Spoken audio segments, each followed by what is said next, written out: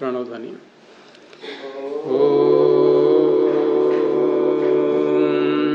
सहनावतु सहनौ भुनक्तु सह वीर्यं करवावहै तेजस्विनावधीतमस्तु मा विद्विषावहै। ओम शांति शांति शांति। प्रथमावृत्ति की 24वीं कक्षा में आप सभी का स्वागत है। कल अदेंगुणः सूत्र प्रारंभ किया था और इसमें पदच्छेद से लेकर के अर्थ तक ये कार्य हो गया था। समास भी बीच में आ गया था। आज हम इसके उदाहरण को देखेंगे।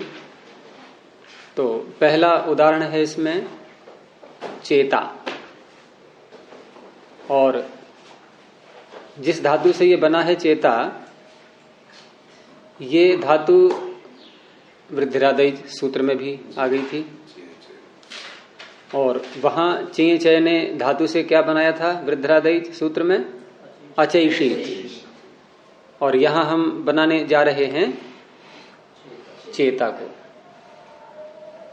धातु वही है और धातु से हम सुबंत की सिद्धि करें अथवा तिङंत की सिद्धि करें, दोनों ही अवस्थाओं में जो प्रारंभ की प्रक्रिया है वो सर्वत्र वही रहेगी कि सबसे पहले धातु पाठ से हम शब्द को उठाएंगे, उसके बाद फिर धातु संज्ञा करेंगे और धातु संज्ञा करके उसके अनुबंध को हटा देंगे। और अब धातुओं के अधिकार में हमें प्रत्यय लाने की अनुमति मिल जाएगी। अब धातुओं के अधिकार में प्रत्यय दो प्रकार के हैं। मैं दो प्रकार वैसे नहीं बता रहा हूं सार्थक अर्थक वाले, एक अन्य भी प्रकार। एक प्रत्यय ऐसे हैं जिनको लाने के बाद अंतिम परिणति जो शब्द की बनेगी वो तिङंत के रूप में आएगी। कुछ ऐसे प्रत्यय हैं जिनको लाने के बाद जो अंतिम शब्द बनेगा वो सुबंत के रूप में दिखाई देगा हमें। तो भेद आ गया ना। तो जिनको हम 11 लकार कहते हैं ये भी धातुओं के अधिकार में है, और जिन प्रत्ययों को ला करके ये जो सुबंत बन जाते हैं ये भी वहीं पर आ रहे हैं सब। जैसे आज हम बनाएंगे सुबंत ची धातु से, और पीछे वृद्धिरादय इसमें बनाया था तिङंत अचैषित के रूप में। और दोनों ही उदाहरणों में वहां भी हमने धातु के अधिकार में प्रत्यय लाने वाला सूत्र लिया था, यहां भी धातु के ही अधिकार में प्रत्यय लाने वाला सूत्र लेंगे। तो धातु हमारे पास में कौन सी आई? बनाना क्या है हमें? चेता।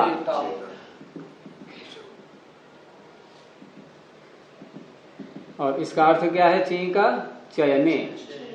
ये पीछे देख ही लिया है हमने। अब आगे चल करके बार बार नहीं बताई जाएंगी सारी बातें, ये बस ची चयने धातु से ऐसे ऐसे प्रत्यय सीधे प्रत्यय लाना प्रारंभ हो जाएगा। चेता चुनने वाला है? हाँ, अर्थ इसका होगा चुनने वाला। और अचैषित का पीछे अर्थ क्या किया था? उसने चुना। हाँ, वो भूतकाल में आया था। और यहां है चुनने वाला। ये सुबंत शब्द है और अचैषित तिङंत शब्द था। और पद दोनों ही हैं। सुबंत को भी पद कहते हैं, तिङंत को भी पद कहते हैं। जब तक सुबंत और तिङंत नहीं बनते हैं तब तक उसको पद नहीं कह सकते व्याकरण के रूप में। वैसे तो पद शब्द का व्यवहार हम सामान्य रूप से किसी भी शब्द को बोल देते हैं ये पद है, लेकिन व्याकरण की प्रक्रिया में हम जब चल रहे हैं तो वहां पद उपाधि उसी को मिलती है जो सुबंत हो अथवा तिङंत हो। अब यहां धातुओं के अधिकार में हमें प्रत्यय लाना है अब प्रत्यय कौन सा आएगा ये हमें उसका चुनाव करना होता है कि हमें बनाना क्या है शब्द। सूत्र अनेकों हैं प्रत्यय लाने वाले, तो ऐसे तो अव्यवस्था हो जाएगी कि हर सूत्र कहेगा मैं प्रत्यय लाऊंगा, ऐसे नहीं। हमें जिस अर्थ को लेना है उसी अर्थ वाले प्रत्यय को देखेंगे।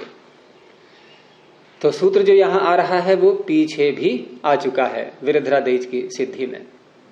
तो सूत्र निकालेंगे धातु के आगे णुवुल त्रिचौ, तीसरे अध्याय के प्रथम पाद में, और दूसरे कॉलम में ऊपर की ओर ये सूत्र आ रहा है और संख्या होगी इसकी 133। मिल गया? तीसरा अध्याय प्रथम पाद 133 णुवुल त्रिचौ। पहले अध्याय ढूंढा करो रमिता, फिर पाद, फिर सूत्र संख्या। यही नियम होता है हमेशा। अध्याय कौन सा? तीसरा। पाद कौन सा? प्रथम। सूत्र कौन सा? 133। अब ये अध्याय नहीं मिला,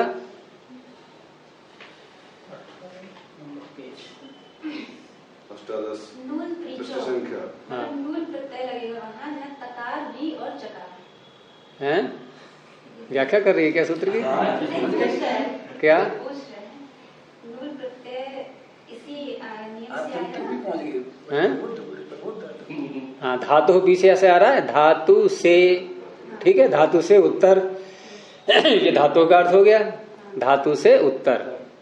णुवुल और त्रिच ये दो प्रत्यय होते हैं, ये इसका अर्थ हो गया। इसमें भी है ना, तकार और भी। णुवुल और त्रिच ये दो हैं इसमें, णुवुल और त्रिच। ये रंगीन वाली है ना, तो दोनों का देखो रंग अलग अलग होगा। णुवुल और त्रिच है दोनों का। एक को अभी पीछे वो बना था तो उसमें नूल, उसमें णुवुल किया था, है कारकः, हारकः, नायकः, चायकः, पावकः, ये बनाए थे पीछे वृद्धरादेश के उदाहरणों में। तो वहां किया था हमने णुवुल, आज करेंगे हम त्रिच। आज प्रत्यय बदल गया है, हाँ। तो णुवुल त्रिचौ सूत्र से, जो कि धातुओं के अधिकार में, ये हमेशा ध्यान रखना होता है कि हम किसके अधिकार में चल रहे हैं, और जिसके अधिकार में चल रहे होते हैं वो संज्ञा हम पहले ही करके तैयार करके ले आते हैं सब। धातु नाम तो हम इसका रखवा लाए पहले से ही। किस सूत्र से धातु संज्ञा हुई? भूवादयो धातवः, ये नाम तो पहले रखवा लिया है हमने। अब धातु के अधिकार में आ सकते हैं। तो णुवुल त्रिचौ सूत्र से आ गया यहां पर त्रिच प्रत्यय, ठीक है। और त्रिच में चकार क्या है? ये अनुबंध। तो किससे करेंगे संज्ञा? हलंत्यम। अभी पक्का नहीं हुआ ये सूत्र। मतलब उस पहले नूल आया था, इसमें त्रिच मतलब कैसे, ये पूछ रहे हैं। चेता णुवुल से नहीं बनेगा, णुवुल से बनेगा चायकः। हमें बनाना क्या है ये देखना है पहले, वैसा ही प्रत्यय लाएंगे। अगर रुड़की को जाना होगा तो किस दिशा की ओर मुड़ेंगे जाकर के? रोड पे, कौन से हाथ पे? और हरिद्वार को जाना होगा तो वहां कोई प्रश्न करेगा इधर क्यों मुड़ रहे हो? तो क्या उत्तर देंगे? हमें रुड़की जाना है। हमने णुवुल क्यों नहीं किया, त्रिच क्यों किया? हमें चेता बनाना है। अब ये प्रश्न आगे हो सकता है कि त्रिच से चेता बन जाएगा, ये पता तो हो पहले। क्या मतलब मैच? हमें ये पता तो रुड़की इधर को है, तभी तो मुड़ेंगे। तो वो ठीक है, वो धीरे धीरे अभ्यास आगे हो जाएगा कि देखो यहाँ पर कुछ तो संकेत दिखाई दे रहा है, त्रिच का तकार तो दिख रहा है, कोई संकेत तो आ रहा है, तो इसलिए त्रिच। और त्रिच में चकार अनुबंध, हलंत्यम से संज्ञा करके लोप हो गया, रह गया त्रि। ची त्रि। अब ची त्रि, अब ये जो त्रिच प्रत्यय है ये तीसरे अध्याय का है, धातु के अधिकार में है। और ये जो प्रत्यय हैं तीसरे अध्याय के, तो जो मैंने पीछे बताया है कि इनमें से दो नामों में से एक नाम अवश्य होता है इनका। तो दो नामों में से एक नाम, वो दो नाम कौन कौन से हैं? सार्वधातुक और आर्ध धातुक। इन दो में से एक नाम अवश्य होगा इसका। तो कौन सा होगा? एक की पहचान की जाती है उसमें, दूसरा स्वयं पता लग जाता है। सार्वधातुक की पहचान तो कर दी पाणिनि ने कि तिंग और शित का नाम सार्वधातुक होता है। तिंशित सार्वधातुकम, तीसरे अध्याय का चौथे पाद में, और जो जहां अंत हो रहा है अध्याय का चौथे कॉलम में, तो तिंशित सार्वधातुकम। तो इससे हो गई सार्वधातुक संज्ञा किसकी? तिंग और शित की। तो ये जो त्रिच प्रत्यय है ये तिंग है या शित है? क्यों रमिता, ये त्रिच प्रत्यय तिंग है या शित है? तिंग किसे कहते हैं? तिंग 18 प्रत्यय, तिप तस झी, इसमें आ रहा है त्रिच, तो तिंग नहीं है। शित किसे कहते हैं? जिसमें शकार की संज्ञा हो। इसमें शकार की संज्ञा की थी क्या? तो सीधे देर क्यों लगी बोलने में? ये न तिंग है न शित है, तो नाम होगा इसका सार्वधातु, तो दूसरा एक ही तो रह गया। उसी के आगे देखो सूत्र, शेषः, शेष सारे, किन से शेष? तिंग और शित से, उनका नाम हो गया आर्धातु। तो ये हो गया आर्ध धातुक। अब ये नाम ध्यान रखना है इसका आगे, और अब इसकी अंग संज्ञा भी साथ में, क्योंकि हमें अंगस्य के अधिकार में जाना है। तो यस्मात् प्रत्यय विधि तदादि प्रत्ययंगम, इससे अंग संज्ञा हो गई किसकी? ची की।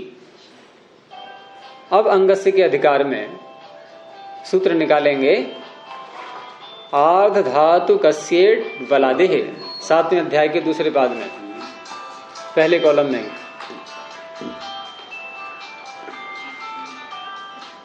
7वें अध्याय के दूसरे पाद में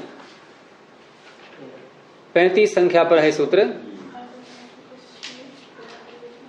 आर्ध धातु कस्य, जो सूत्र आते जाते हैं ना उन पर थोड़ा एक टिक लगा दिया करो, निशान, कि इनको हमने एक बार तो कम से कम देख ही लिया है।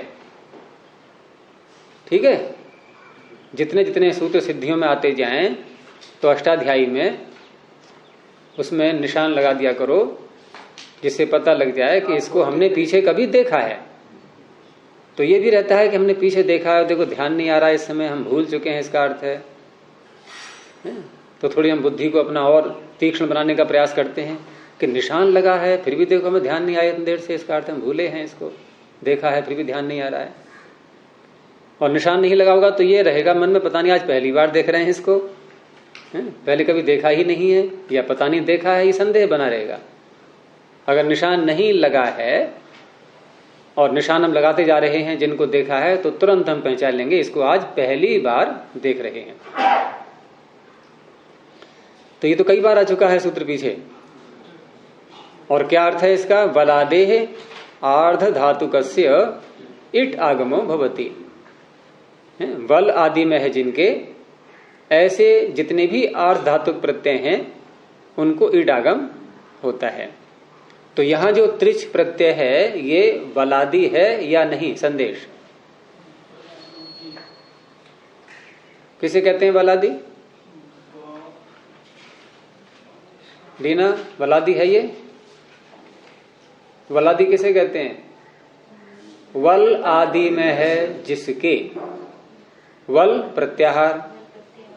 रमिता, वलादि है ये? वल प्रत्याहार में हय वरट व से लेकर के हल सूत्र के लकार तक, तो चट तव आ गया, बीच में नहीं आ गया, और तकार आदि में है इसके, तो तकार वल प्रत्याहार में आ गया कि नहीं? तो ये कैसा है? वलादि। और आर्ध धातुक भी है, तो इसको इट का आगम होना चाहिए, इसके इधर ई आना चाहिए कि नहीं? तो ये प्राप्ति हो रही है। और ये अचयी शीत सिद्धि में भी ये सारा विषय आ गया था। तो इसको कैसे रोका गया था? क्योंकि इडागम यहां करना नहीं है। तो एकाच उपदेशे अनुदात्तात, 7वें अध्याय के दूसरे पाद का चौथे कॉलम में 10वां सूत्र, एकाच उपदेशे अनुदात्तात। जो धातुएं उपदेश में एकाच होती हैं, एक अच वाली, कैसी है ये? एक अच वाली है ये उपदेशावस्था में। और अनुदात्त भी है।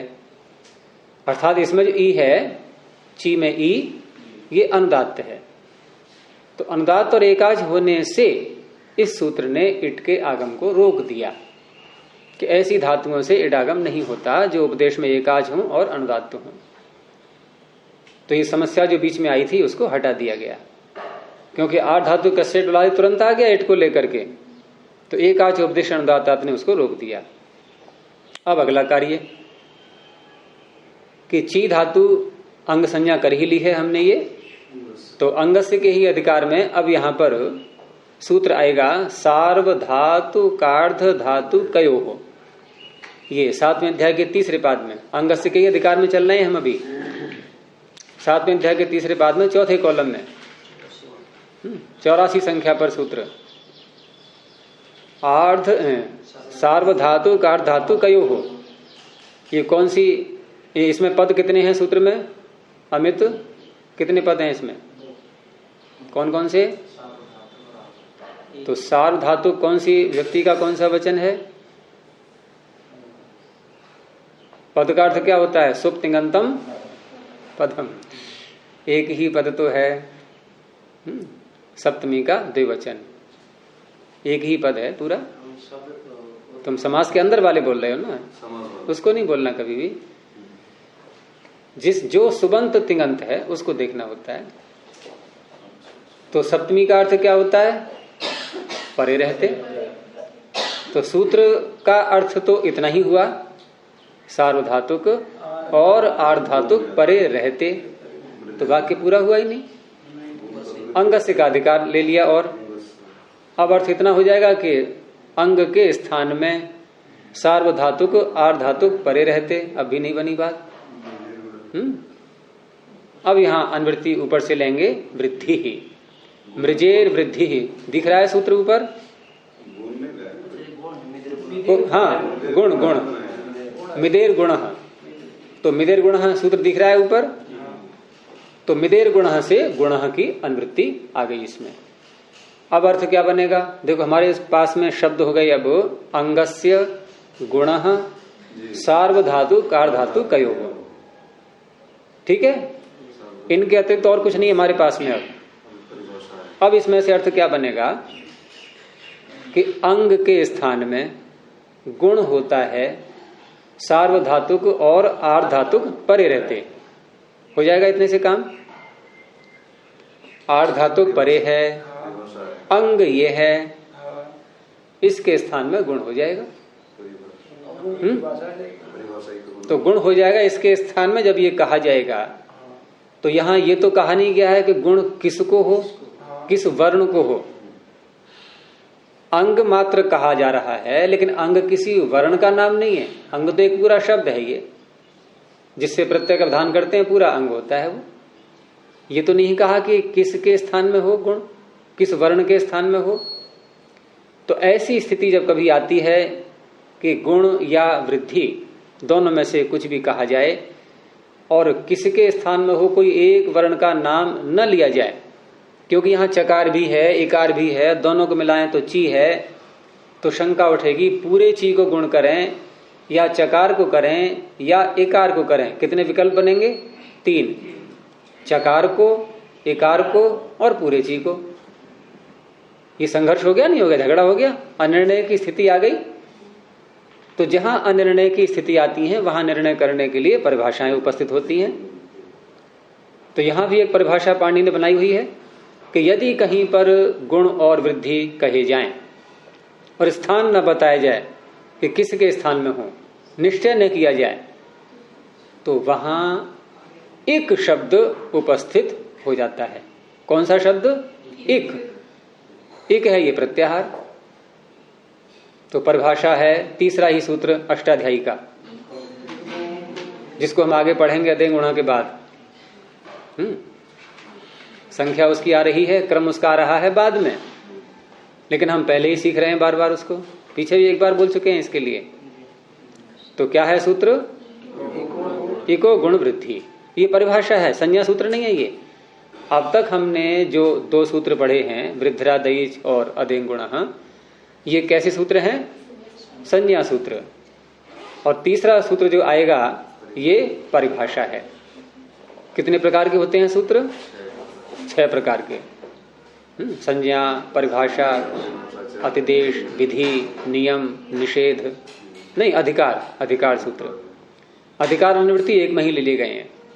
संज्ञा च परिभाषा च विधि नियम एवं च अतिदेशोधिकारश्च षड्विधम सूत्र लक्षण। तो यहां एको गुण वृद्धि ने क्या बताया? परिभाषा है ये, क्या निर्णय दे रही है कि गुण और वृद्धि यदि कहीं पर कहे जाएं, लेकिन किसको हो ये न बताया जाए, तो वो एक के स्थान में होते हैं। इसने स्थानीय का निर्णय कर दिया कि यदि कहीं पर निश्चय न हो पा रहा हो तो वहां निश्चय करने के लिए एक शब्द को मैं दे रहा हूं। इक के स्थान में होते हैं। इक क्या है? ये प्रत्याहार। कितने वर्ण आएंगे? ई उ रिल री, 4 वर्ण इनके स्थान में होते हैं ये। ठीक है। अब यहां फिर अर्थ करो इसका। किसका? सार्वधातु कार धातु कयोह का। क्योंकि हमारे पास में पहले शब्द थे 4, अंगस्य, गुणः और सार्वधातुक अर्धातुक 2 ये थे। अर्थात अंग के स्थान में गुण होता है, सार्वधातुक अर्धातुक परे रहते।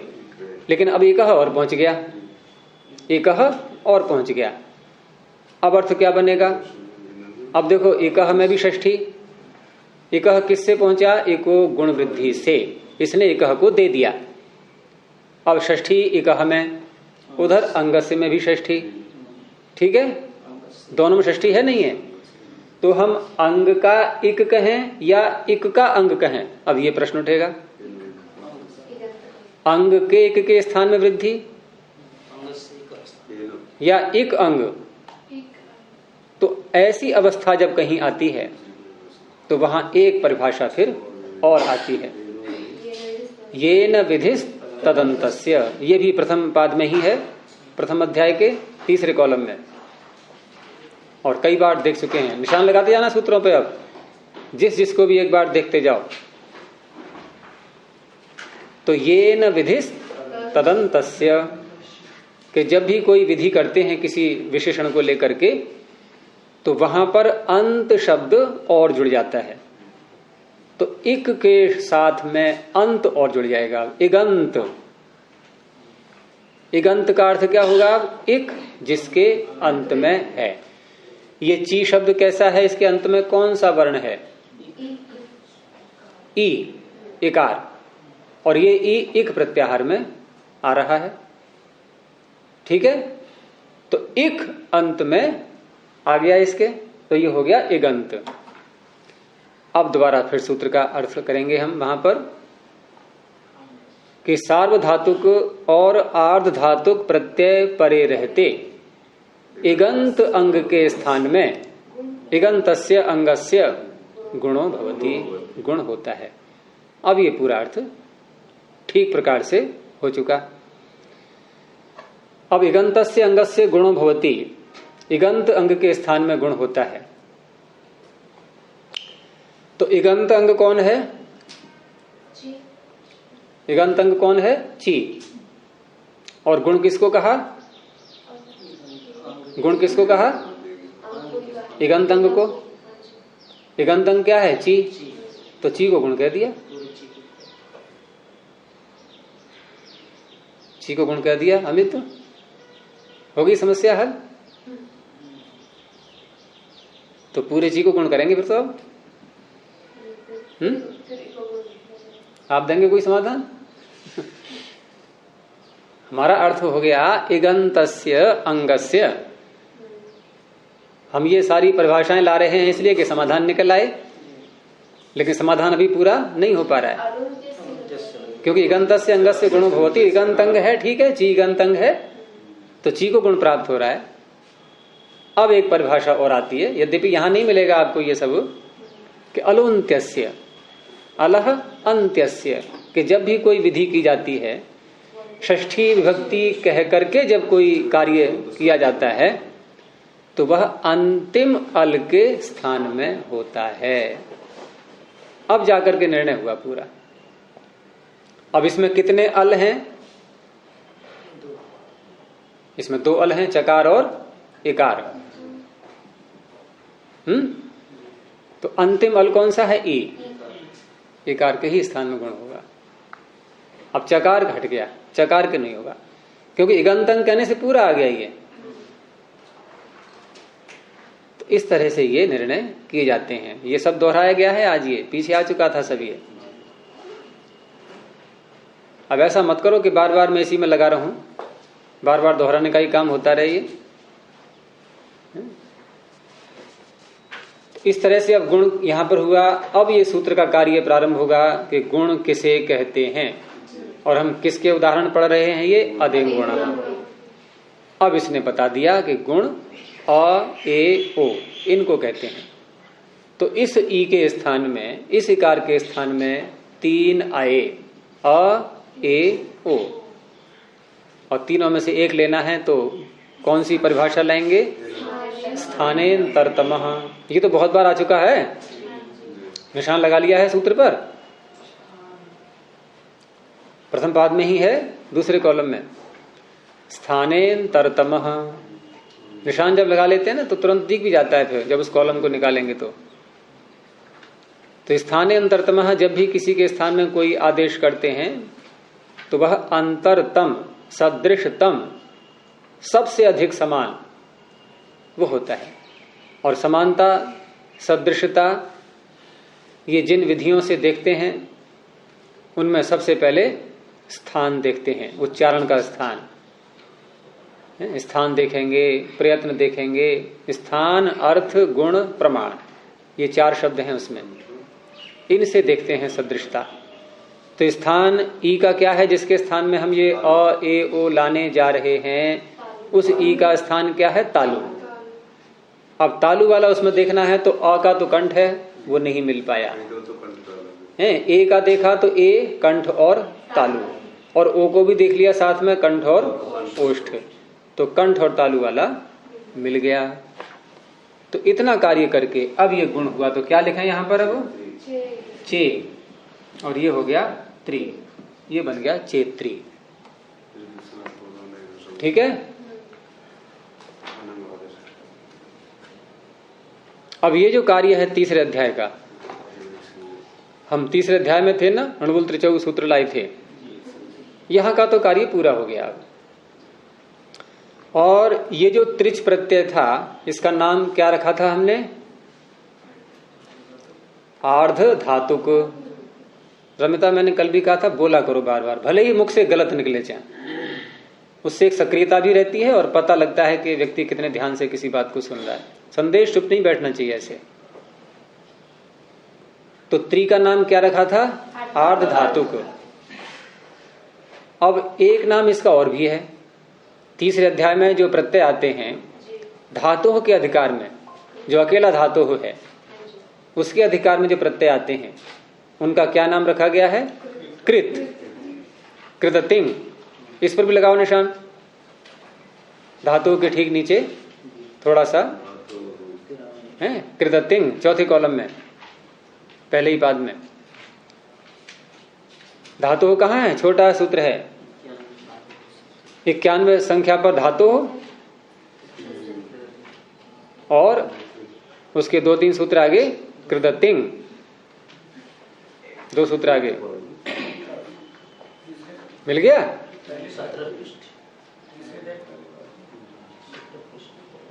तो कृत अतिंग, अर्थात इस धातु के अधिकार में, ये पीछे के धातु नहीं लेगा, धातु 3 बार आया हुआ है।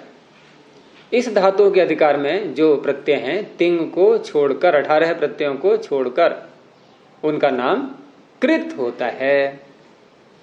तो ये जो त्रिच प्रत्यय है, ये तिंग को छोड़कर, तो तिंग तो नहीं है ये, या है? देखा, तिंग में आता है ये? किसे कहते हैं तिंग? प्रत्यय को कहते हैं? 18 प्रत्यय में जो हाँ, जो 18 प्रत्यय उनको तिंग कहते हैं, उसमें है नहीं है। तो तिंग को छोड़कर ये कृत नाम रखता है। तो ये रख सकता है नाम इसका? नहीं, कृत, इसका नाम इसने कृत रख दिया। ठीक है। अब ये जो पूरा शब्द है चेत्री, इसके अंत में किस नाम वाला प्रत्यय है? कृत नाम वाला। तो ये पूरा शब्द कैसा है? कृदंत। कृत अंत में है जिसके, उसे क्या कहते हैं? कृदंत। और सुप अंत में है तो सुबंत, तिंग अंत में है तो तिंगंत। क्या ये सुबंत और तिंगंत भी है क्या? अभी है ही नहीं, लेकिन कृदंत है। और जो शब्द कृदंत बन जाते हैं उनका फिर एक और नाम, यहाँ नाम बहुत चलते हैं, उपाधियां बहुत मिलती हैं, अलग अलग डिग्रियां हैं ना ये, कि ये पढ़ोगे तो आचार्य बन जाओगे, ये पढ़ोगे तो पीएचडी की उपाधि मिल जाएगी, ऐसा करोगे तो बीए हो जाएगा, ये करोगे तो ये डिप्लोमा मिल जाएगा, है नहीं है? तो यहां भी तो उपाधियां मिल रही हैं, इसको बहुत सारी मिल गई अब तक। तो कृदंत बन जाने पर भी एक उपाधि, एक नाम और जुड़ जाएगा, और वो नाम क्या है? प्रातिपदिक। निकालो प्रथम अध्याय दूसरा पाद, पहले ही कॉलम में, कृत तद्धित समासाश्च।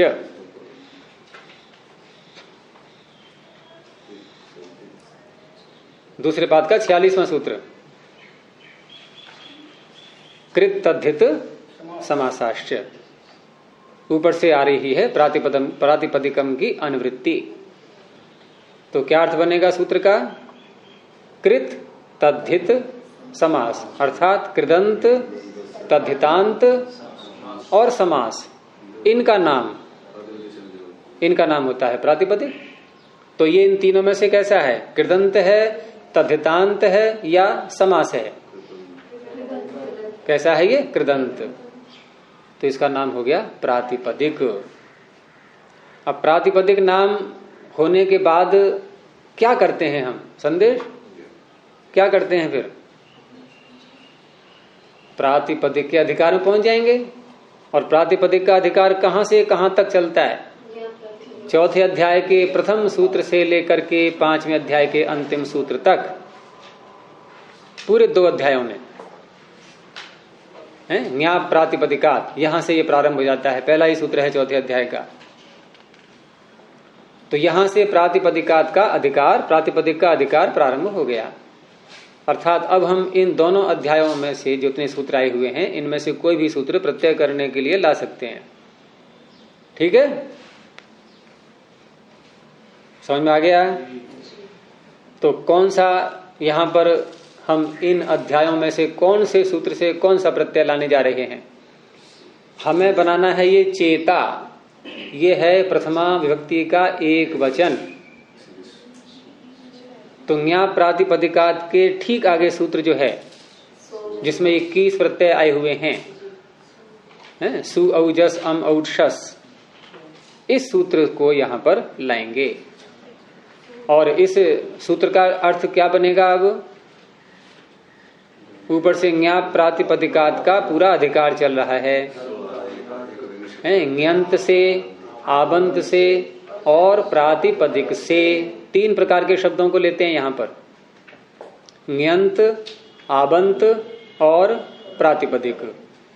इनसे उत्तर आगे जो प्रत्यय आ रहे हैं ये सब होते हैं। तो पूरे 21 प्रत्यय यहां पर आ गए। अब इसके बाद जो वही प्रक्रिया पीछे कई बार हो चुकी है अब तक, कि पहले संज्ञा, फिर विधि, फिर संज्ञा, फिर विधि। तो पहले करेंगे इनकी विभक्ति संज्ञा। किस सूत्र से? विभक्तिश्च। और विभक्ति संज्ञा करके 3-3 का अलग अलग भाग कर लिया, क्योंकि विभक्तिश्च सूत्र में त्रीणी त्रीणी की अनुवृत्ति आ रही है। और 21 प्रत्ययों के हमने 3-3 के भाग बनाए, तो कितने बनेंगे? 7। तो प्रथमा विभक्ति, द्वितीय विभक्ति, बोलते बोलते सप्तमी विभक्ति। अब इनमें से मैं एक लाना है, एक विभक्ति कोई सी भी, तो उसका सूत्र, विधि सूत्र ढूंढा जाएगा। तो वहां सूत्र आएगा फिर प्रातिपदिकार्थ, लिंग परिमाण, वचन मात्रे, प्रथमा। कहाँ है ये सूत्र? 2-4 में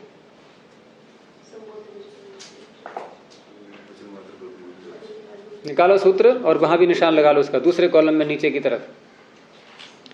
प्रातिपदिकार्थ, लिंग परिमाण, वचन मात्रे, प्रथमा। तो इस सूत्र के द्वारा हम जहां कहीं भी प्रथमा विभक्ति लाते हैं, क्योंकि हर विभक्ति को लाने का सूत्र अलग अलग तैयार बैठा हुआ है। वैसे तो विभक्तियों के सूत्र अलग हैं, लेकिन ये प्रथमा विभक्ति का सूत्र अलग है।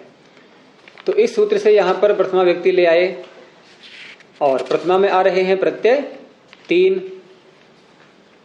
कौन कौन से? सु, औ और जस। ये मिल गया सूत्र? नहीं, प्रातिपदिकार्थ लिंग परिमाण वचन मात्रे प्रथमा, इस पर निशान लगा लो। अब ये नियम चलाते रहो निशान लगाने का, ठीक है? हैं?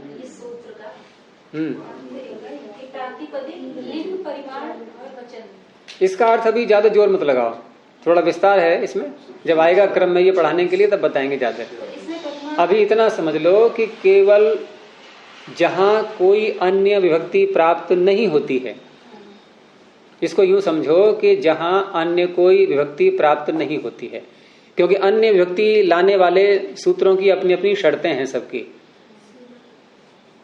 तो जब कोई अन्य सूत्र नहीं लग पा रहा हो तो ये उसके लिए है, ये लग जाता है। फिर वहां प्रथमा अवश्य आएगी, फिर कोई भी नहीं आनी है तो प्रथमा अवश्य आएगी प्रातिपदिकार्थ मात्र में, बस ये अर्थ ले लो अभी। और प्रातिपदिक है ये, और इसका अर्थ भी है कुछ, चुनने वाला। एक बात इसमें रह गई थी बताने के लिए, वैसे पीछे आ चुका है प्रकरण ये, कि हम जो त्रिच प्रत्यय लाए थे यहां अणुवल त्रिचौ सूत्र से, तो ये किस अर्थ में आया था? ये प्रत्यय क्या कहने के लिए? ये कर्ता अर्थ में आया था। और कर्ता अर्थ में प्रत्यय आता है तो इसका अर्थ क्या होता है कि जो धातु का अर्थ होता है चयन करना, वो धातु का अर्थ जो कर रहा है उसी को तो कहेंगे कर्ता। जो चयन कर रहा है उसे कर्ता कहेंगे, उस अर्थ को ये बोलेगा अब ये। और ये कौन बताता है? कर्तरी कृत। निकालो तीसरे अध्याय के चौथे पाद का पहले कॉलम में, कर्तरी कृत, तीसरे अध्याय का चौथा पाद पहला कॉलम नीचे की ओर। देखा पहला कॉलम किसे कहते हैं? ये तीसरा है। अभी तक शैली नहीं पकड़ पाते।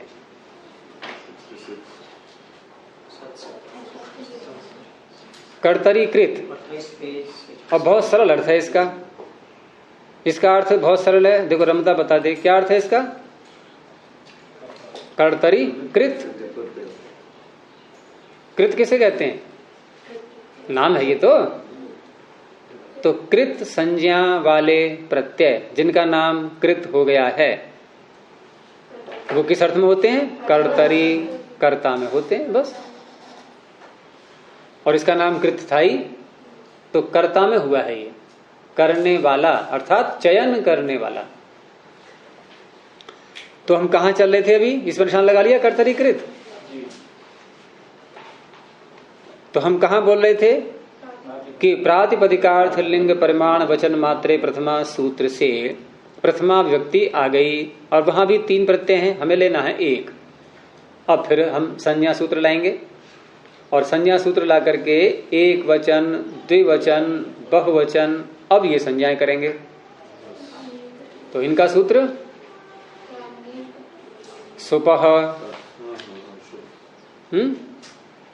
फिर वहीं पहुंचो जहां हमने विभक्तिष्ठ सूत्र को देखा था, प्रथम अध्याय का चतुर्थ पाद।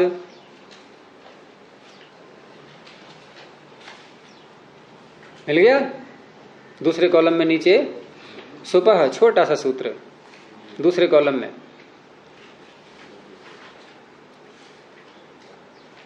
और ऊपर से अनुवृत्ति आ रही है, तान्येक वचन द्विवचन बहुवचनानि एकशः।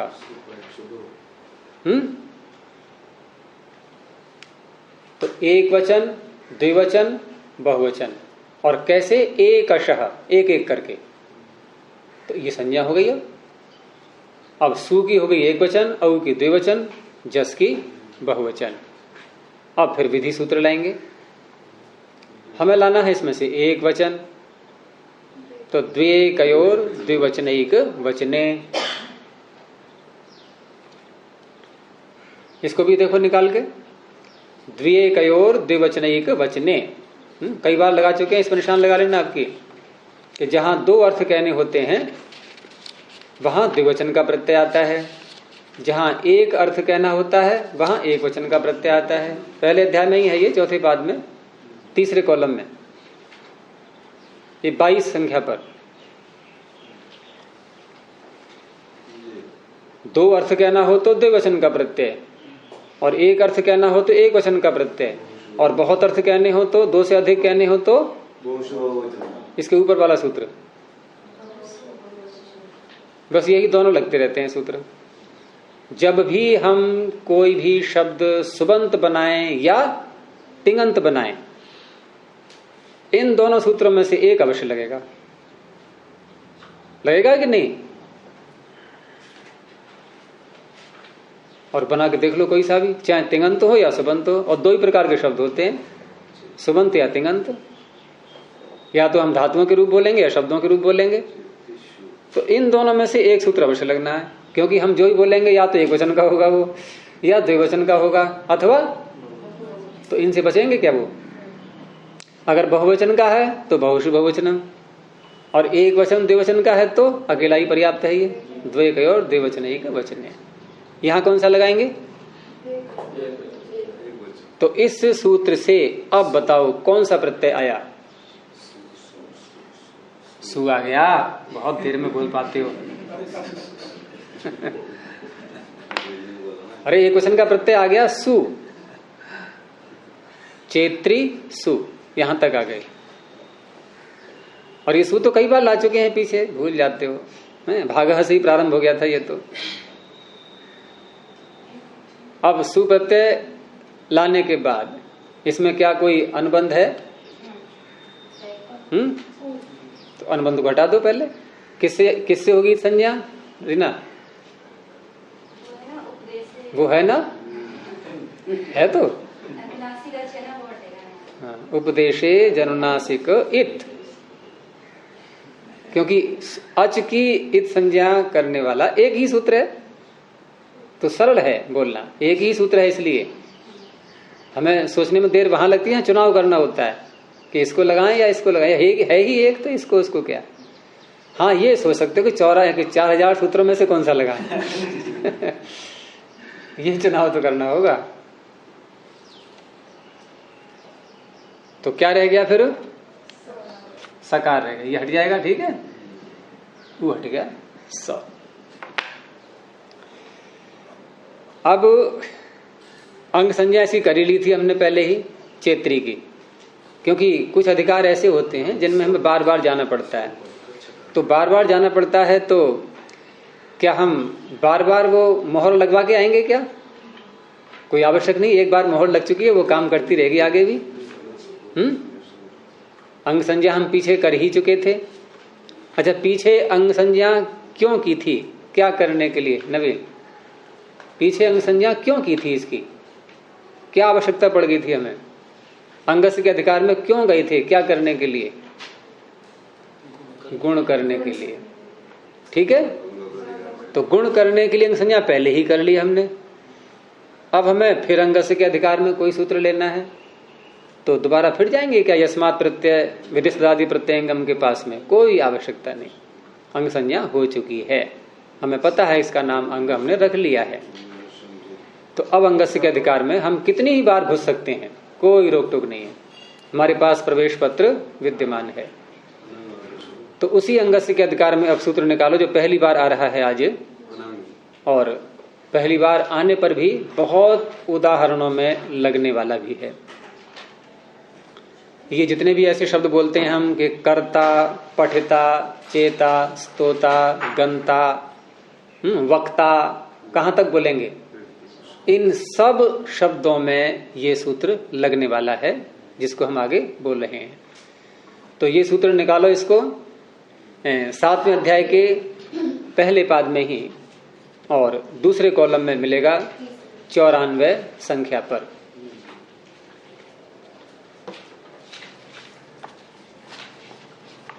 मिल गया। 7 2 94, 7 1 94, ठीक है, तीसरे कॉलम में। हाँ, 7 1 94। तो रित, इसमें शब्द देखो, पकड़ो पहले, रित और उशनस और पुरुदंस और अनेहस। इसमें सारे शब्दों पर ध्यान न देते हुए हमारा जो केंद्र बिंदु जो शब्द है वो है रित। क्यों है ये मुख्य यहां पर शब्द? क्योंकि रित का अर्थ क्या होगा? रित का अर्थ क्या है? केवल रिकार। भाई तकार क्यों लगाते हैं? तकार लगाते हैं इसलिए कि दीर्घ और प्लुत इत्यादि जो अन्य साथी हैं वो न आ जाएं। तो रित ह्रस्व री के आगे त लगाया तो ह्रस्व री का ही ग्रहण होगा। तो रित का अर्थ क्या हो गया? री। ठीक है, लेकिन अधिकार किसका चल रहा है? ये अंगस्य। अब अंगस्य भी साथ में हमें जोड़ना है। तो री अंग नहीं बनी बात। तो ये न विधिस तदंतस्य, ये परिभाषा बार बार आ जाती है। तो हम इसका अर्थ करेंगे ऋकारांत अंग।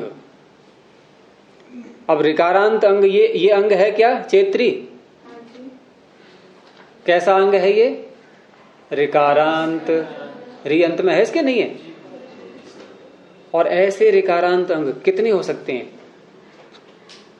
कितने हो सकते हैं? असंख्य। जैसे वक्ता बनाया हमने तो क्या है मूल शब्द?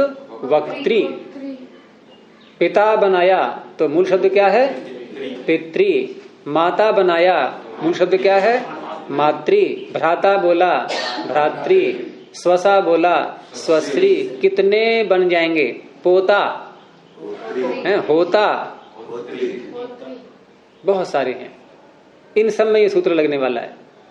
और आगे जो गिनाए हैं 3 शब्द वो 3 ही हैं, उशनस, पुरुदंस और अनेहस। तो इनका हमारा अभी विषय नहीं है। अब सूत्र का पूरे का अर्थ, पहले जितने पद हैं इतने का अर्थ कर लो कि ऋकारांत, ये षष्ठी का बहुवचन है, ये अनेहसाम। और षष्ठी का अर्थ क्या होता है? के स्थान में। तो ऋकारांत के स्थान में, उशनस, पुरुदंस, अनेहस के स्थान में। बस इतना ही तो हुआ, कुछ नहीं बनी बात। तो अंगस्य का अधिकार आ ही रहा है, उसको ले लेंगे। और इनके स्थान में करना क्या है? आदेश कौन सा होगा वो इस सूत्र में नहीं है। तो ठीक इसके ऊपर का सूत्र क्या है? पुस्तक में देख लड़की, क्या है इसके ऊपर? अनंग सौ। तो अनंग यहां से आ रहा है, और अनंग ही नहीं आ रहा है, सौ भी आ रहा है, पूरा सूत्र।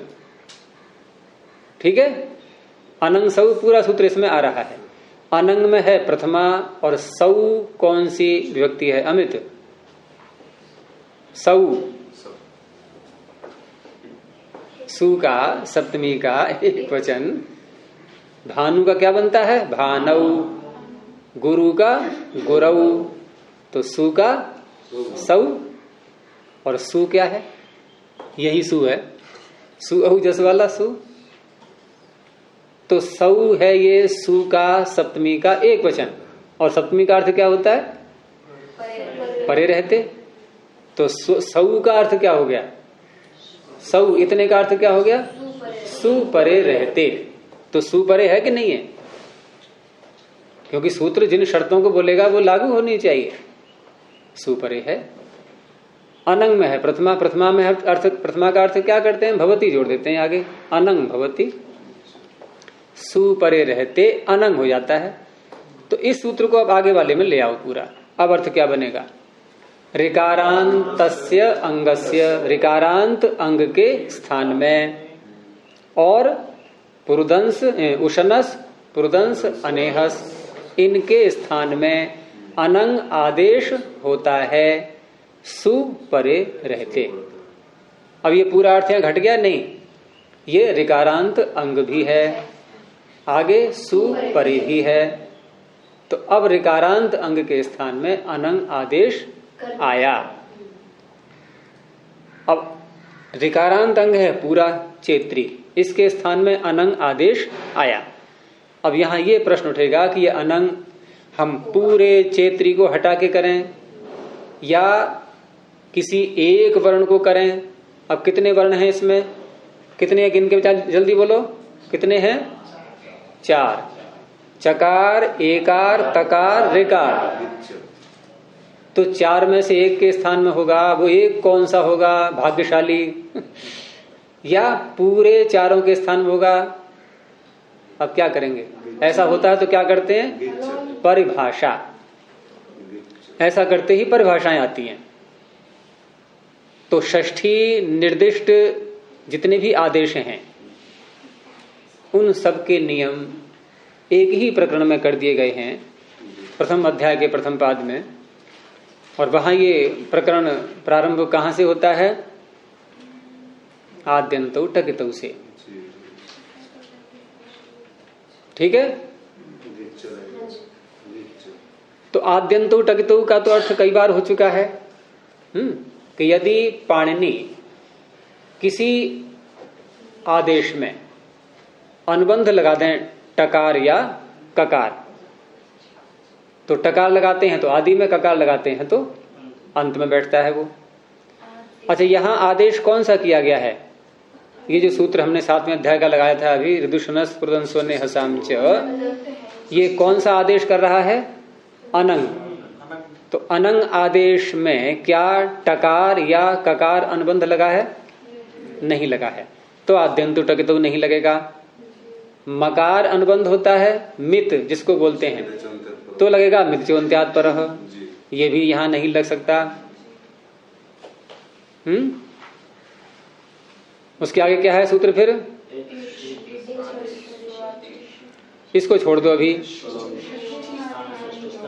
है षष्ठी यदि कहीं आ रही है, षष्ठी तो है ही यहां पर, तो ये सामान्य सूत्र है।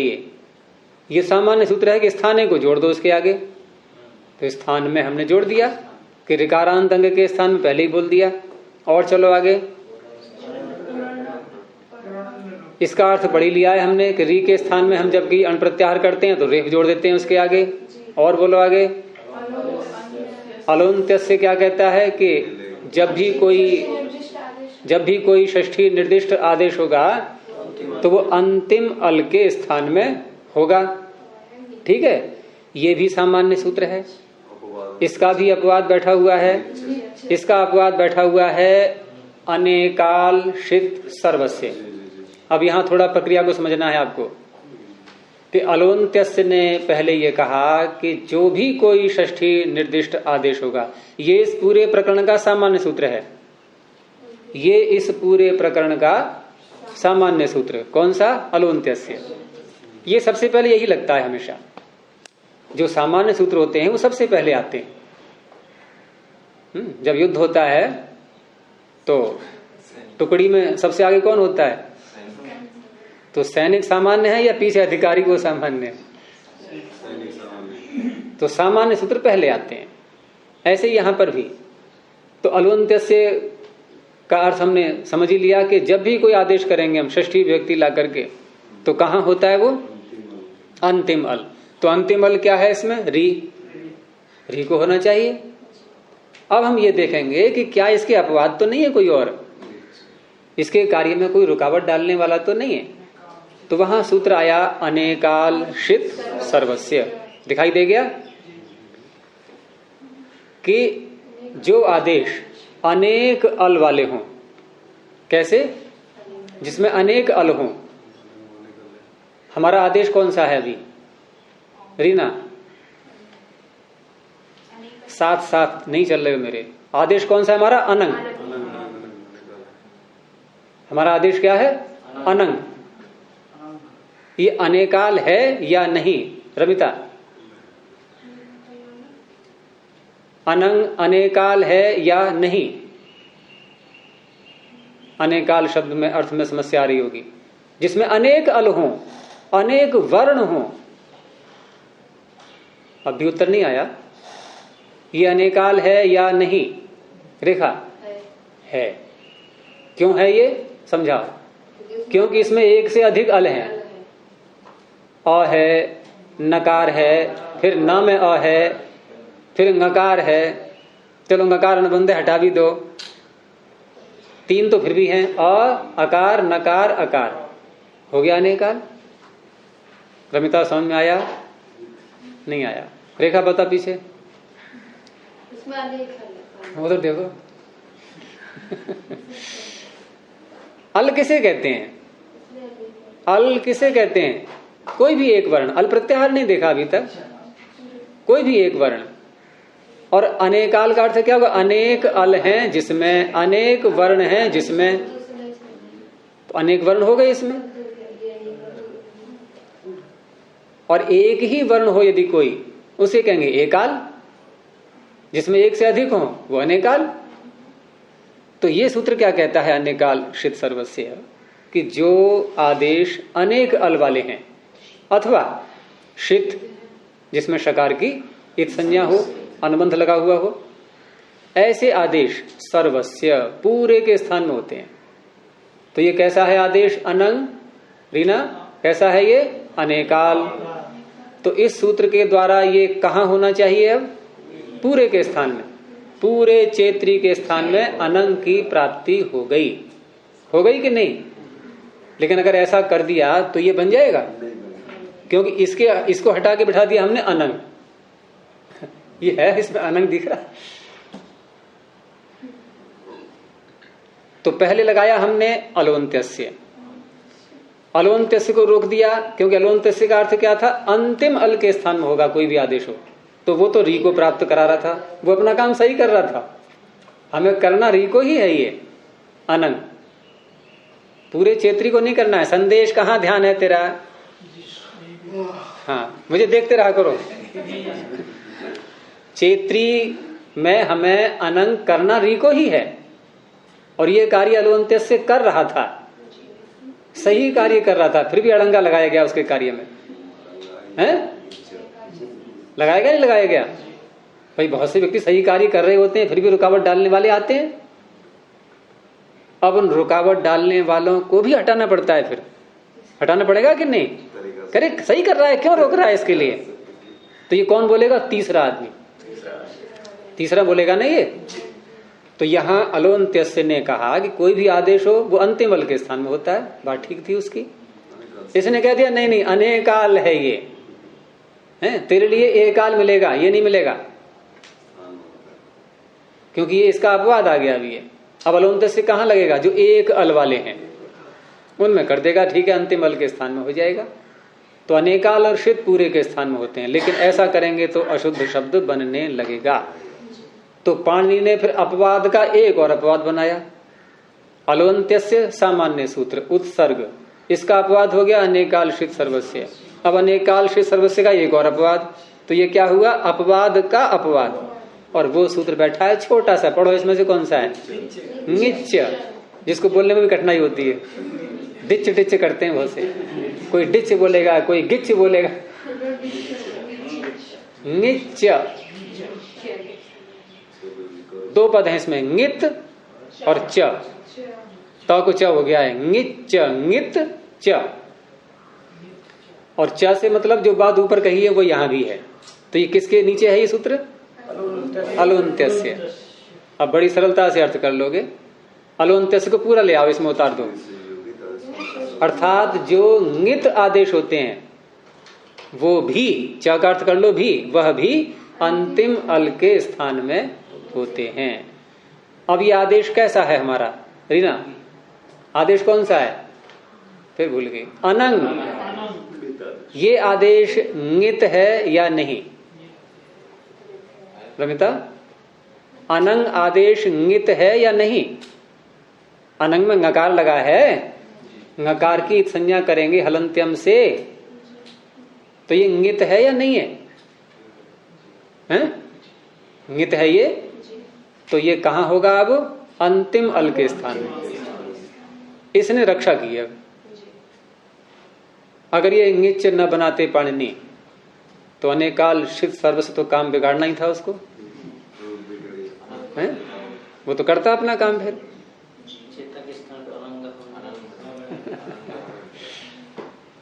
तो 3 सूत्र यहां लगने के बाद तब व्यवस्था संभल पाई है ना। अलवंत्य से लगा पहले, फिर अनेकाल सर्वस्य और फिर ङिच्य, अब काम बन गया। तो ङिच्य सूत्र ने यहां पर री के स्थान में अनंग आदेश कर दिया। अंतिमल री तो है ये, इसमें अंतिमल क्या है, री। तो क्या बना, ये बहुत जल्दी क्या हो जाता है इसमें,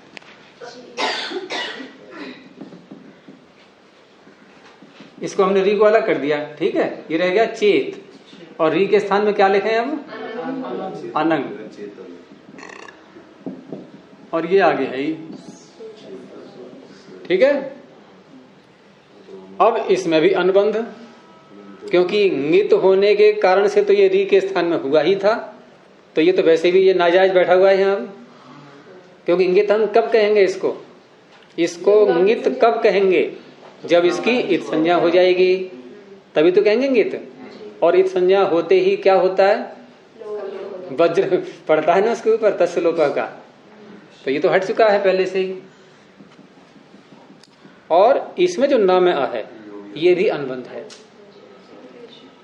इसकी संज्ञा किससे करेंगे, संदेश, न में अ की। अचों की संज्ञा कौन करता है, एक ही सूत्र तो है, अभी कुछ देर पहले बात हुई थी, उपदेशे जन्नासिक इत, तो ये भी गया काम से। क्या रह गया, अन। अब इसको जोड़ दो, चेतन, ठीक है, और ये हो गया सकार। यहां तक आ गए। अब ये जो एक बार मैंने 21 प्रत्ययों के 3 भाग करवाए थे, कौन बताएगा, 3 भाग बताए थे मैंने। 5 प्रत्यय का नाम अलग, और बाकी जो रह गए थे अन्य प्रत्यय, उनके 2 भाग किए थे, हलादी और आजादी। तो ये जो प्रारंभ के 5 प्रत्यय थे, सु, औ, जस, अम, औट, इनको संक्षेप में कहें, प्रत्याहार बना करके कहें तो क्या बोलेंगे, सुट, सु और औट का टकार हो गया ना, बन गया प्रत्याहार, ऐसे बनता है सुट। तो ये सुट अर्थात ये जो 5 प्रत्यय हैं, इनका एक नाम रखा है पाणिनि ने। क्या नाम रखा है, सर्वनाम स्थान, लंबा नाम है ये। और कौन रखता है ये नाम, प्रथम अध्याय के प्रथम पाद में, प्रथम कॉलम में, सबसे नीचे का सूत्र, सुट अनपुंसकस्य, मिल गया। और ऊपर से अनुवृत्ति आ रही है, श्री सर्वनाम स्थानम से सर्वनाम स्थानम की। अर्थ हो जाएगा कि नपुंसक लिंग का शब्द यदि न हो कोई, जैसे ये चेत्री शब्द पुल्लिंग में हमने बनाया है, इसको स्त्रीलिंग का हो या पुल्लिंग का हो, तो ऐसे शब्दों के आगे जब ये 5 प्रत्यय आते हैं तो इनका नाम क्या होता है, सर्वनाम स्थान। तो इसका नाम क्या है, सु का सर्वनाम स्थान। ये नाम के से बहुत ध्यान रखना पड़ता है, इनके बिना काम नहीं चलेगा आगे। क्योंकि अब जो आगे हम सूत्र लाएंगे वो ये नहीं कहेगा कि सु परे हो तो मैं ऐसा करूंगा, वो क्या कहेगा, सर्वनाम स्थान परे हो तो मैं ऐसा करूंगा कोई भी कार्य। तो सर्वनाम स्थान में पता रहना चाहिए किसको कहते हैं। तो ये जो 5 प्रत्यय हैं, इनका नाम होता है सर्वनाम स्थान। अब यहां पर सर्वनाम स्थान जब संज्ञा कर ली, नाम रख लिया, तो नाम को पुकारने वाला कोई सूत्र हमें चाहिए, और वो भी अंगस्य के ही अधिकार में है। अंग संज्ञा हम कर ही चुके हैं पीछे, तो वहां सूत्र निकालेंगे आप 6ठे अध्याय के 4थे पाद में, और 4थे कॉलम में वहीं जहां प्रारंभ हो रहा है पाद, ये 11 संख्या पर सूत्र आएगा। ये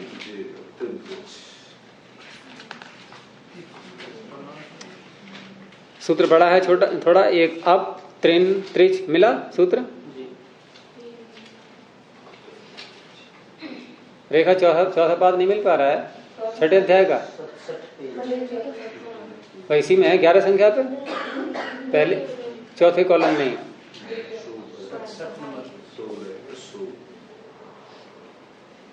कौन से नंबर पे पृष्ठ बोल रहे हो? अच्छा, तो अप त्रिन त्रिच दिखाई देगा सूत्र। अप त्रिन त्रिच स्वश्री नप्त्री निष्ठी त्वष्टरी क्षत्री होत्री पोत्री प्रशास्त्रीणाम।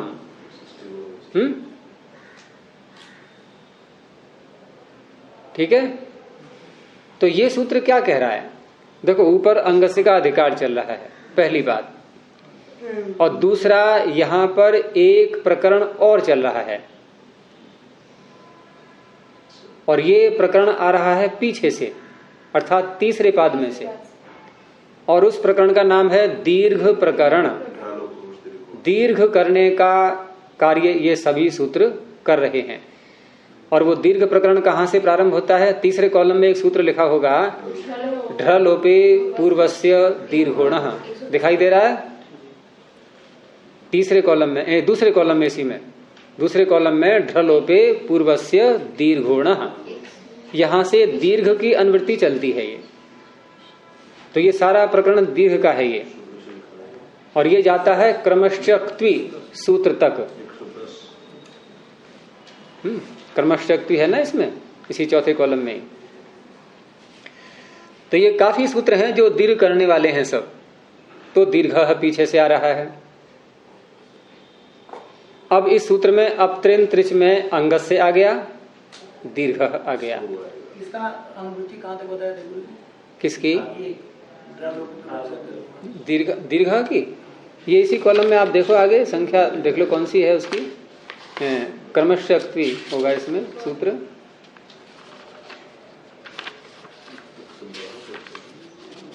मिल गया? क्रमश्चक्त्वी नहीं मिला आपको? ये 18 संख्या पर है, तो मिल गया उसी चौथे कॉलम में। मिल गया? तो ये सारे सूत्र ये सब दीर्घ करने वाले हैं। हम लोग बोलते हैं ना विश्वामित्र इत्यादि, विश्वा हुआ दीर्घ नहीं? देखो यही मिलेगा सूत्र, मित्र चर्षौ 129 पे है, नहीं है? नीरोग इत्यादि, ये तो यही करेगा ढलो पे पूर्व से। तो ये सब दीर्घ करने वाले हैं। तो अपत्रिन त्रिच में दीर्घ शब्द आ गया, अंगस से आ गया, और एक अनुवृत्ति और पकड़ो इसमें ऊपर से। ये जो आ रहा है 7वें संख्या पर सूत्र है नोपधाया, यहां से उपधाया, इसको ले लेते हैं। तो उपधाया ये षष्ठी का एक वचन है, उपधा शब्द का। और उपधा किसे कहते हैं? क्योंकि उपधा की जानकारी नहीं होगी तो ये सूत्र का अर्थ नहीं कर पाएंगे हम। तो उपधा किसे कहते हैं ये हम प्रथम अध्याय में ही देखेंगे, प्रथम पाद में। और वहां सूत्र आया हुआ है 64 संख्या पर, प्रथम अध्याय के प्रथम पाद में। जल्दी पृष्ठ पलटने का अभ्यास किया करो। प्रथम अध्याय के प्रथम पाद में 64 संख्या पर सूत्र है अलोन्त्यात पूर्व उपधा। अलह अंत्यात, अंतिम अल से पूर्व। इसमें चेतन में अंतिम अल क्या है? अब अल शब्द के अर्थ में तो भ्रांति नहीं है किसी को। जिसको भ्रांति है हाथ उठाओ। किसी को नहीं है। किसे कहते हैं रीना अल? हाँ तो अंतिम अल क्या है? नकार। और सूत्र क्या कहता है? ये अलह अंत्यात पूर्व, अंतिम अल से पूर्व वो क्या है? अकार। इसका नाम क्या हो गया? उपधा। इसे कहते हैं उपधा। समझ आ गया? राम, इसमें क्या है उपधा? मकार, कार बोला करो। राजन, इसमें क्या है उपधा? नकार तो अंतिम अल है। राजन अंतिम अल से पूर्व, ज में अकार। ठीक है। माया, आकार तो अंतिम अल है। यकार, आ से पूर्व, नहीं आया पकड़ में? माया अंतिम क्या है? आ। तो अंतिम को अल क्यों कह दिया उपधा? अंत से पूर्व वाला होता है उपधा। तो आ से पूर्व क्या है? यकार। अब आ गया समझ में? तो इसे कहते हैं उपधा। अब फिर आ जाओ उसी सूत्र पर, अब त्रिंत्रिच पर। तो अब इसका सूत्र का हम अर्थ करेंगे। दीर्घ आ गया, उपधाया आ गया, अंगस से आ गया, ठीक है। और हमने अभी कुछ देर पहले सु औ जस अम औट इन 5 प्रत्ययों का नाम क्या रखा था? सर्वनाम स्थान। तो देखो क्या इस प्रकरण में इस सूत्र के ऊपर कहीं है सर्वनाम स्थान लिखा हुआ? 8 संख्या पर सर्वनाम स्थाने चा संबुद्धौ, ये पूरा सूत्र यहां आ जाता है। क्योंकि ये जो सर्वनाम स्थान में जो 5 प्रत्यय है ना, सर्वनाम स्थान नाम वाले ये जो 5 प्रत्यय हैं, इनमें से प्रथम वाला कौन सा है? सु। इसका एक नाम और है अलग से, संबुद्धि। इसका एक नाम क्या है? संबुद्धि। अब ये जो सूत्र आगे जाएगा ये कहता है सर्वनाम स्थाने च असंबुद्धौ, यानी कि संबुद्धि को छोड़ करके लेना है सर्वनाम स्थान। तो संबुद्धि को छोड़ करके सर्वनाम स्थान लेते हैं तो कौन कौन से आएंगे फिर? औजस अम औट, यहां वो है ही नहीं ऐसा, ठीक है। लेकिन संबुद्धि जो नाम होता है, ये संबुद्धि नाम सु का होता तो है, लेकिन जब होता है जब ये सु औजस, ये प्रथमा व्यक्ति जो है, ये अगर हम संबोधन में लाते हैं तो संबोधन में हम रूप बनाते हैं ना, हे करके बोलते हैं जब, यहां हे चुनने वाला ऐसे अर्थ नहीं लेना है। अगर हे चुनने वाला ऐसे बोलेंगे तो ये चेता नहीं बनेगा। यहां हे नहीं जोड़ेंगे, संबोधन नहीं है ये।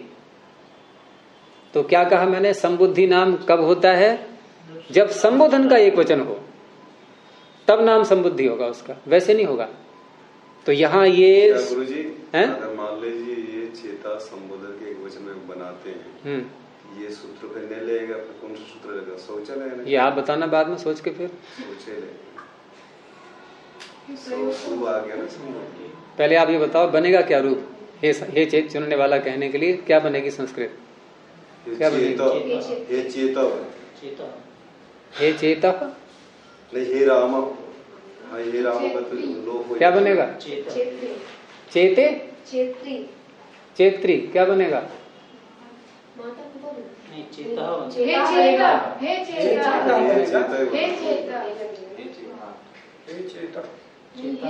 विसर्ग नहीं बनेगा। चलो बाद में बताना सोच के, ठीक है। विसर्ग नहीं बनेगा।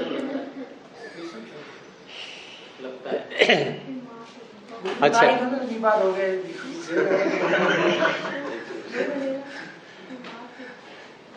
देखो ये जो हमने अनंग आदेश किया था, हैं?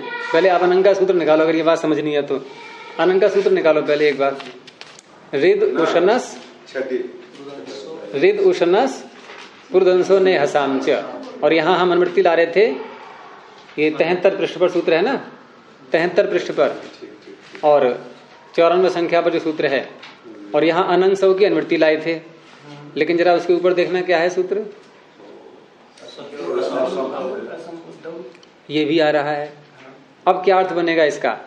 ऋकारांत जो अंग होते हैं उनके स्थान में अनंग आदेश करता है, ये अनंग आदेश करता है सु पर रहते, ठीक है। लेकिन सु कैसा हो? वो संबुद्धि भिन्न हो। तो इसका अर्थ है ये कार्य भी यहाँ नहीं होगा। अब रह गया चेत्री। अब चेत्री में आगे क्या क्या करेंगे, थोड़ा विषय हट जाएगा, तो बनेगा हे चेतः, ठीक है। तो आप जो कह रहे हैं शौच लगाएंगे वो गलत उत्तर था। चलिए दोबारा आप, तो अब त्रिंत्रिच हमें लगाना है। यहाँ पर क्या कर रहे थे अभी हम? हाँ, इसी को लगा रहे थे ना। तो अब त्रिंत्रिच में सर्वनाम स्थाने चा संबुद्धौ ये सूत्र आया, दीर्घ आया, और अंगस्य का अधिकार आया, और उपधाया आया, ठीक है। अब सूत्र का अर्थ क्या बनेगा कि अप शब्द क्या है? ये अप शब्द है जल का वाचक, शन्नो देवी रभिष्टय आपह। तो आपह में ये अप का आप कैसे बन गया? यही करता है वो, दीर्घ करने वाला है ना सूत्र ये। तो अप शब्द हो गया त्रिन प्रत्यांत शब्द, त्रिच प्रत्यांत शब्द। ये कैसा है? ये त्रिच प्रत्यांत है। ये पकड़ में आ गया इसकी। अब आगे सूत्र का अर्थ करो या मत करो, ये पकड़ में आ गया बस।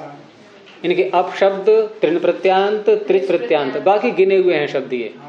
अल एक एक शब्द, स्वस्त्री, नप्त्री, नेष्टरी, त्वष्टरी, क्षत्री, होत्री, प्रशास्त्री, इतने सारे शब्दों की उपधा के स्थान में दीर्घ होता है।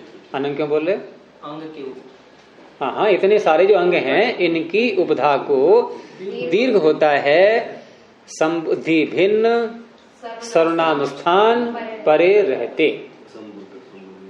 ठीक है, संबुद्धि भिन्न सर्वनाम स्थान है ये। संबुद्धि इसलिए नहीं है क्योंकि संबोधन का नहीं है ये, और सर्वनाम स्थान है ही। तो सूत्र का काम पूरा हो गया। लेकिन सूत्र अपने अर्थ में से कौन से अंश को लेकर के कार्य कर रहा है? तृण प्रत्यांत। जो सूत्र में तृण शब्द आ रहा है वो त्रिच, त्रिच शब्द आ रहा है। तो त्रिच प्रत्यांत होने से ये दीर्घ करेगा। तो किसको दीर्घ किया इसने? इसने किसको दीर्घ किया? उपधा को। उपधा किसे कहते हैं? अंतिम अल से पूर्व वर्ण कौन सा है यहाँ पर? त में जो अ है इसको दीर्घ कर दिया। दीर्घ किसे कहते हैं? किसे कहते हैं? यहाँ हर बात का उत्तर सूत्र में। तो दीर्घ संज्ञा करने वाला सूत्र लाना पड़ेगा। प्रथम अध्याय के द्वितीय पाद में चौथे कॉलम में उ कालो झ्रस्व दीर्घ प्लुतः, कि जो वर्ण दो मात्रा में बोले जाते हैं उन्हें कहते हैं दीर्घ। तो इसको अब दो मात्रा में बोलो। अब तक एक मात्रा में बोल रहे थे। ठीक है, तो ये हो गया चेतान। चेतन का बन गया चेतान। ठीक है, और दीर्घ तो आ भी है, दीर्घ ई भी है, दीर्घ उ भी है, दीर्घ री भी है। तो आ ही क्यों लाए? स्थानांतरतमा। जब भी किसी के स्थान में कुछ लाते हैं तो उसका उच्चारण स्थान देखते हैं। तो कौन सा मिलेगा इसमें? आ ही तो मिलेगा, कंठ स्थान वाला। ई तो तालु वाला है, उ ओष्ठ वाला है, तो कंठ के स्थान में कंठ वाला ही तो आएगा। तो चेतान, और सु का सकार है।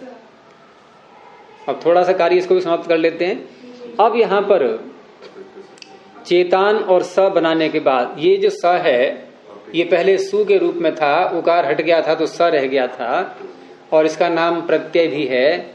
और अब केवल ये एक अल रह गया है। एक ही वर्ण तो है ये। तो जब कोई प्रत्यय एक अल मात्र रह जाए तो उसका एक नाम फिर हो जाता है। वो कौन सा नाम है? अपृक्त। अपृक्त एकाल प्रत्यय। कहाँ है ये सूत्र? प्रथम अध्याय में और द्वितीय पाद का प्रथम कॉलम है। प्रथम कॉलम में 41वां सूत्र, अपृक्त एकाल प्रत्यय। एक अल मात्र यदि हो तो उसका नाम हो गया अपृक्त। अब अपृक्त नाम रखा क्यों गया है इसका? तो ये अपृक्त नाम भी थोड़ा खतरनाक है। अब इसको भी हटना पड़ेगा यहां से। अब इसको हटाने वाला सूत्र आएगा। तो वो सूत्र आपको कौन से अध्याय में निकालना है? छठे अध्याय के पहले बाद में पहुंच जाओ और 66 संख्या पर है ये सूत्र। दूसरे कॉलम में मिलेगा ऊपर की तरफ। हल न्याभ्यो दीर्घात सुतिस्य पृक्तम हल। बहुत व्यापक सूत्र है ये भी। इतना लगेगा कि आप थक जाओगे इसको लगाते लगाते। अर्थ क्या है इसका? हल, हलंत शब्द। ये कैसा है? चेतन। चेतान कैसा है ये? हलंत। हल अंत में है इसके। तो ये सारे हलंत शब्दों में लगता है। और नी, आप, न्यंत और आबंत, हलंत, न्यंत, आबंत, इनसे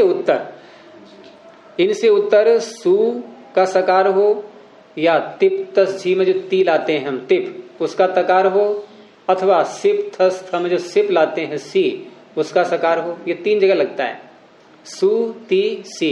देखो है सूत्र में, सु ती सी अप्रिक्तम हल, सूती सी का अप्रिक्त हल होना चाहिए। और उसका ये क्या करता है, लोप। कहां से आ रहा है लोप शब्द, ऊपर देखो कहीं पे, लोप लोपो व्योर्बली, यहां से आ गया। तो हलंत शब्द से उत्तर, न्यंत से उत्तर, आबंत से उत्तर, हमारा कौन सा है यहाँ, हलंत।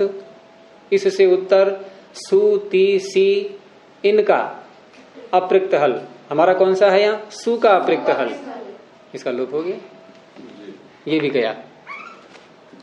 अब विसर्ग करने का झंझट नहीं रहेगा कि रू लाओ, फिर उसका अनुबंध हटाओ, फिर अवसान संज्ञा करो, फिर रेफ को विसर्ग करो, सब समाप्त हो गया। नहीं है, ये सकारी हट गया। अब रह गया चेतान। जब टुकड़ी में, सैनिकों की टुकड़ी में कोई अंतिम सैनिक मारा जाता है तो बारी किसकी आती है, उससे पीछे वाले की।